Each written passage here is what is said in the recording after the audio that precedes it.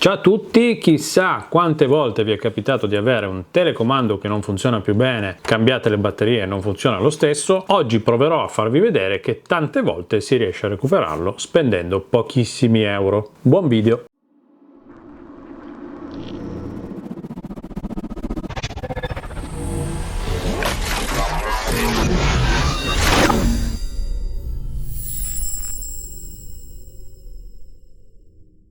Allora, mettiamo a caso voi abbiate un telecomando come questo che non funziona.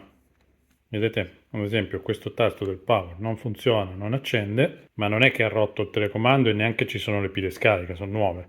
Perché se io ad esempio schiaccio il 2, vedete che prende il comando e si accende. Quindi abbiamo un problema su questo tasto, vedete che non va. Poi abbiamo un problema anche su questo tasto, ad esempio up, vedete che non mi entra.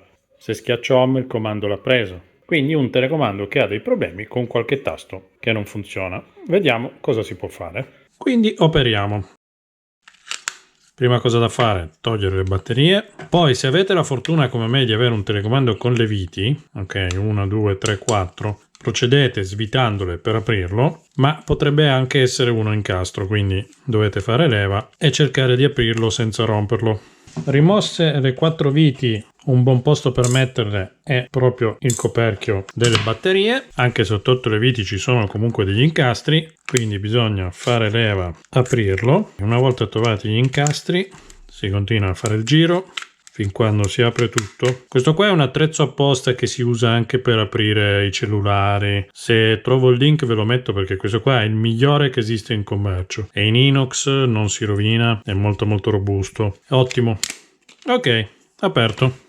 Come funzionano questi telecomandi? Queste parti qua, queste serpentine, se vengono unite insieme viene stabilito il contatto. Chi è che fa questo lavoro? È la parte nera, questa qui che c'è sotto i tastini. Questa parte nera è conduttiva. Quando pigiate sul bottone va a fare, diciamo, un corto in questa zona, unisce questi trattini, dà il contatto e fa fare tutta la funzione. Dunque, potrebbe essere che nel momento in cui riuscite ad aprire il telecomando, noterete che non ha lo stesso sistema, perché magari c'è qualche telecomando che ha i tasti a membrana. I tasti a membrana sono fatti nello stesso modo, ma c'è, diciamo, la parte elettronica con una pellicola trasparente applicata sopra, di solito incollata, e in mezzo, dove c'è quel sistema che va a fare contatto sulla piazzola, non c'è il tastino di gomma, ma c'è una specie di cupola con dentro una lamella metallica. In quel caso si riparano, sì, però diventa più complicato perché bisogna fare un taglietto, recuperare la membrana, ricostruirla con qualcosa di metallo, rifare tutto il sistema. Insomma,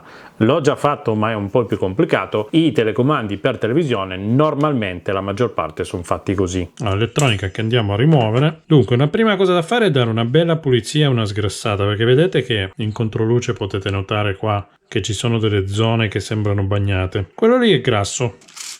Un po' d'alcol, meglio se isopropilico, una bella pulita. Poi l'altro grosso problema è sempre questa parte qua, che si sporca, si riempie di peli. Allora, in questo caso questa parte qui bisogna dargli una bella lavata con acqua e sapone. Ok, membrana lavata, pulita, sgrassata e, mi raccomando, asciugata con cura. Le prime volte che vi può succedere che il telecomando non funziona bene, molto spesso basta aprirlo, pulirlo tutto, sgrassare bene, perché adesso io vi ho fatto vedere il mio telecomando aperto, era da un po' che non gli facevo sto trattamento, ma non tantissimo. Vi dico che potrebbe succedere che aprite un telecomando e dentro trovate proprio tanto grasso, tantissimo sporco, tantissima polvere, non perché siete zozzoni voi, ma perché tende proprio a infilarsi, soprattutto se avete anche animali, e quindi una bella pulizia spesso risolve il problema. Ma se non è sufficiente, ed è comunque una prova da fare, allora passiamo allo step 2. Ora, questa parte di pulizia e sgrassatura della parte in gomma potrebbe già essere sufficiente a risolvere il problema, ma i tasti più utilizzati, tipo questo il power, che potrebbero consumarsi, cosa succede? Questa parte conduttiva nera non è più efficace come una volta. Per ripristinare il corretto funzionamento di questa parte esiste del grafene, della grafite liquida. Viene venduta in vari formati, uno dei quali è questo. Attenzione perché sta roba macchia di brutto. Basta prenderne proprio un cicinin e spalmarla creando un nuovo strato, molto piccolo però. Si fa asciugare un po' di tempo, un piccolo velo per ripristinarne il corretto, diciamo, potere conduttivo. A few moments later. Ok, una volta asciutto, quindi quando diventa completamente opaco, possiamo rimontare tutto e vedere se funziona. Esiste in altri formati anche molto più comodi, tipo questo. Costa 8 euro, vi lascio il link in descrizione, ha già diciamo la pipetta che ne esce poco, c'è qui un tappino per riporlo e vi dico subito che la grafite liquida, che poi non è altro che olio mischiato alla polvere di grafite, si usa in moltissime altre applicazioni. Pensate che io ho imparato a usare questo liquame, questo intruglio decine di anni fa, quando lavorando nel settore dell'elettronica io riparavo periferiche per i bancomat, quindi facevo le stampantine, tante volte avevano problemi di piccoli ingranaggi che non funzionavano più bene, allora gli si dava una bella diciamo lubrificata con questo però olio pieno di grafite. Ai tempi lo facevo proprio a mano, l'olio, ci mettevo la polvere dentro. Essendo la grafite molto dura serviva a diciamo smussare tutte le parti meccaniche che non accoppiavano bene per ristabilire il corretto funzionamento. Questo qua, se ce l'avete in casa, lo potete usare anche tranquillamente quando avete qualche chiave che fa difficoltà ad aprire le serrature, gliene date qualche goccio sopra, gliele fate fare dentro e fuori un po' di volte e vedete che vi aiuterà anche in queste situazioni. Quindi procedimento inverso: prima la schedina nel fondo del telecomando, appoggiamo sopra la tastiera rigenerata, oppure la possiamo incastrare prima nella parte superiore, è uguale. Incastriamo tutto come era prima, diamo una prima prova meccanica del funzionamento dei tasti, sembra tutto ok. Le 4 viti che non abbiamo perso, batterie, coperchio batterie, e andiamo a provarlo. Ok, vi ricordate che non funzionava il tasto power? Vediamo un po'.